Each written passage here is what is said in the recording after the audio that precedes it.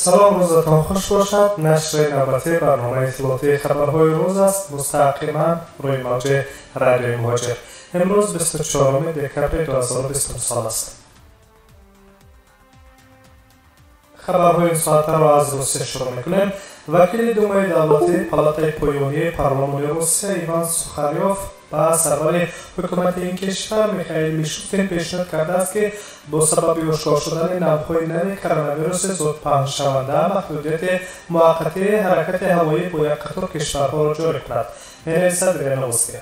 وکیل پارلمان روسیه ایوان سوخالیوف توجه را به آن جلب کرده است که پس از کشف نوع زود پنهان شونده ویروس کرونا در بریتانیای کبیر، روسیه حرکت هوایی با لندن را تا یک دوره معین بی‌کردیدن وضع اپیدمیولوژی محدود کند.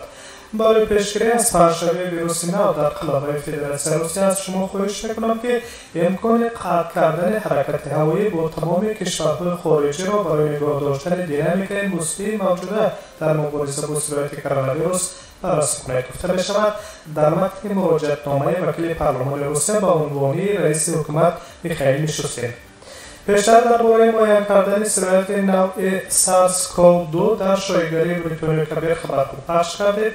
شورای مشورتی سلطنتی بریتانیا اوی به تهدیدهای ویروس‌های نفس‌کشی نو و پیدا شده تصدیق کرد که این وریانت کرونا ویروس با سرعت تیز پخش شده است و از مردم احتیاطکاری بیشتر را طلب می‌کند.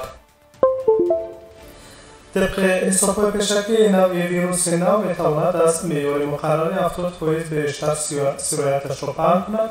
یادآور می‌شویم که روسیه روز 27 مارس سال جاری تمامی پروازهای بین‌المللی را موقتا بسته بود. قریب در یک وقت معنی عبور سرحدی نیز جاری کرده شد. در ماه آگوست روسیه به گشوده شوی مرزهایش شروع کرد. سرحد هوایی بین تاجیکستان و روسیه برای پروازهای منتظم بسته است و تنها پروازهای چارتری اجرا گردیده استادند. حالا معلوم نیست که پیشنهاد ایوان سوخالیوف و پروازهای چارتری تأثیر می‌رساند یا نه.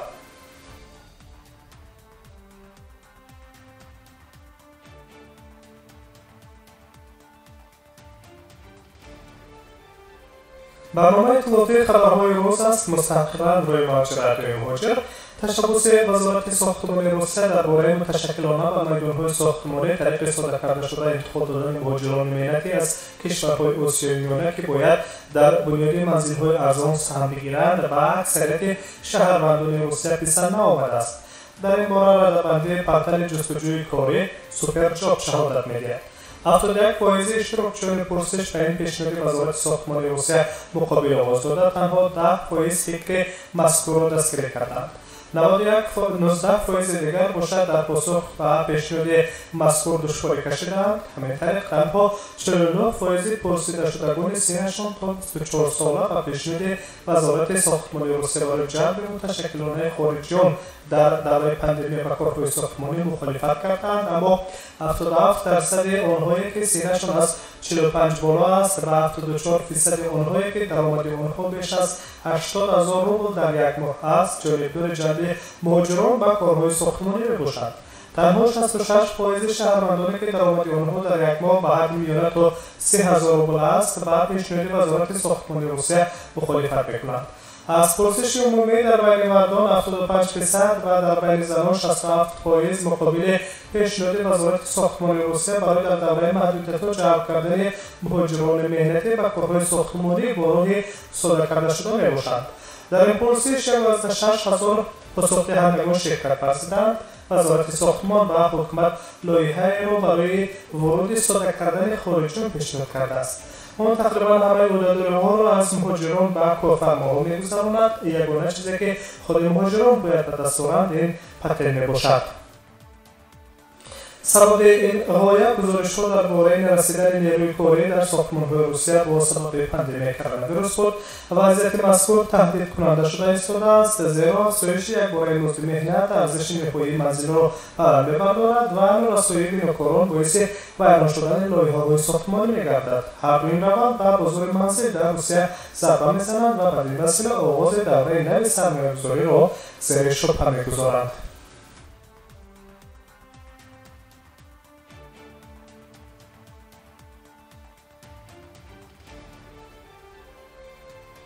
شما اطلاعات این ساعت تاجیکستان و جهان را مستقیما در روی موج رادیوی مهاجر در برنامه اطلاعاتی خبرهای روز میشنوید.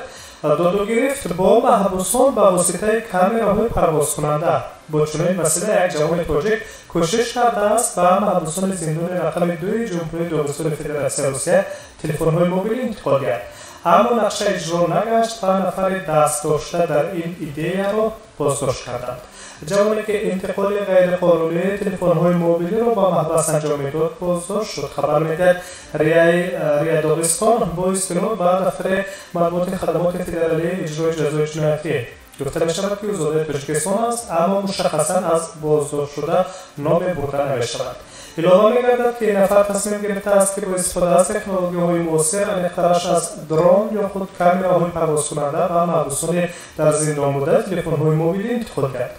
و نگاهبانان مؤسسه اصلاحی رقم 2 میسر شد که یک درون یا خود کامیرای پرواز کننده را که در فضای زندان دور می‌زد بازدارند آمده است. در اطلاعیه مقامات حفظ حقوق منطقه نسبت آن نفری که این طرح را کشیده است سند حقوق بین‌المللی معمولی ترتیب دادند که او را جریمه و یا در حالت دیگر 15 روز حبس معمولی انتظار است.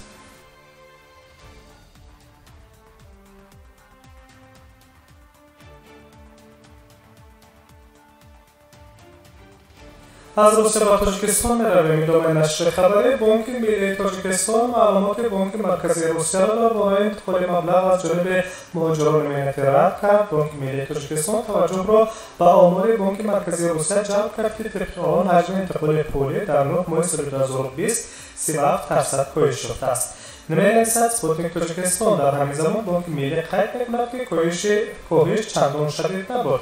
در خبر درج می‌گردد که در 9 ماه سال 2020 حجم انتقال پول از روسیه به تاجیکستان همگی 9% کاهش یافته است. علاوه می‌گردد که در سال 2019 مهاجران کاری تاجیک از روسیه به تاجیکستان 2.7 میلیارد دلار فرستادند.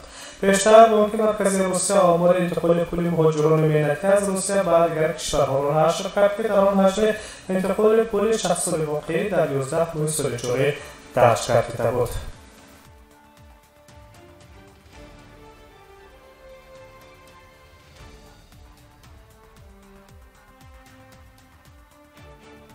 ادامه خبرها در تاجیکستان می‌مانیم. اگنتی امور نزد پرزیدنت جمهوری اطلاع می‌دهد که از روی نتیجه‌های 9 ماه سال 2020 حجم انتقال مبلغ‌های مهاجران مینتی از حساب کسر توازن سودای خارجی تاجیکستان زیادتر است. طبق اطلاع از ماه ینور تا سپتامبر سال 2020 گردش سودای خارجی تاجیکستان 3.4 میلیارد دلار را تشکیل داده است. حجم صادرات قریب به 1.2 میلیارد دلار است که این نسبت به همین دوره سال 2019 تقریباً 54% یا 427 میلیون دلار زیاد است. در نوبت خود واردات از 2.2 میلیارد دلار گذشت، نشان دهنده نسبت به 3 ماه اول سال 2019 6.6 یا 158.7 میلیون دلار کمتر است. همین طریق گردش سودای خارجی تاجیکستان منفی بود، زیرا واردات نسبت به صادرات قریب 2 برابر زیادتر است. سطح آن به 1.4 میلیارد دلار رسیده است. اقتصادشناسان می‌گویند که کسر سودا تقریباً پر از حساب انتقال مبلغ‌های مهاجران شده می‌شود. از جمله در 9 ماه تنها توسط سیستم پرداختی از روسیه و تاجیکستان بیش از 1.2 میلیارد دلار انتقال داده شده است.